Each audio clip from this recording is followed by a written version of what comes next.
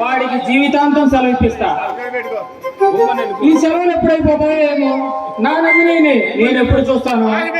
అదే సెలవులు అయిపోతే నా నందినికి నా ప్రేమ విషయం చెప్పి ఇద్దరం కలిసి లైఫ్ ఎంజాయ్ చేసేవాళ్ళం. ఆ విషయం తలుచుకుంటేనే ఎంత ఆనందంగా ఉందో. హాయ్ కళ్యాణ్, చాలా సేపటి నుంచి నా కోసం ఎదురు చూస్తున్నట్టున్నా. అవునండి, నీకోసం ఎన్ని జన్మలైనా ఎదురు చూస్తూనే ఉంటాను. అబ్బో, నిజంగా నీలాంటి వ్యక్తి నాకు దొరకడం నా అదృష్టం. మరి అదృష్టం కల్పించే నాకు ఏమీ ఇవ్వనండి. ఏం కావాలో అడుగు కళ్యాణ్. సరే, నీ అదేం కుదరదు. అవన్నీ పెళ్ళయ్యాక నీకు ఎన్నిసార్లు చెప్పాలి? నువ్వేనండి ఏది అడిగినా ఇస్తానన్నావు, ఇచ్చావు. ఇస్తానన్నాను, కాకపోతే మన పెళ్ళయ్యాక అప్పటి వరకు తమరు ఆగాలి. ఎవరో గుబాలించే నీ అందాన్ని చూస్తుంటే నేను అప్పటి వరకు ఆగలేను నందిని. ఈ మాయ మాటలతో ఇలా నన్ను మైమర్పించు. నీకు వెన్నతో పెట్టిన విద్య అయిపోతుంది. నావి మాయ మాటలు కాదు నంది, నా మనసులో నుంచి వచ్చే ఆనిముత్యాలు.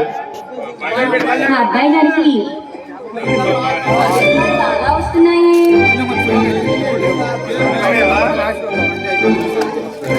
నవ్వేమో గుబాలించే నీలాంటి అందమైన అమ్మాయి ఎదురుగా ఉంటే కవిత్వాలు కాక ఇంకేం వస్తాయి నందిని.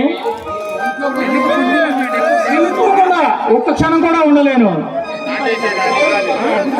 అలాగైతే నన్ను పెళ్లి చేసుకో. ఎప్పుడు నీ కాలం ముందే ఉండిపోతాగా. సరే అయితే ఆగు, మన శివాలయ పంతులు గారు ముహూర్తాలు బాగా పడతారు, వెళ్ళి పెట్టించుకొని వస్తాను. అబ్బాయి గారు స్పీడ్ గా ఉన్నారు, కాస్త స్పీడ్ కి బ్రేకులు వేయండి. అయినా ఇప్పుడు మీరు ఎంత తొందరపడ్డా మన పెళ్లి జరగదు. ఎందుకు అంత కంగారు పడతావు? ఇది ఆషాఢ మాసం, పెళ్లి ముహూర్తాలు ఉండవు.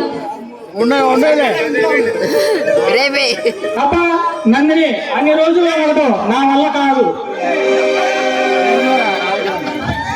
అయితే కళ్ళు మూసుకో. కట్ చేసి మళ్ళీ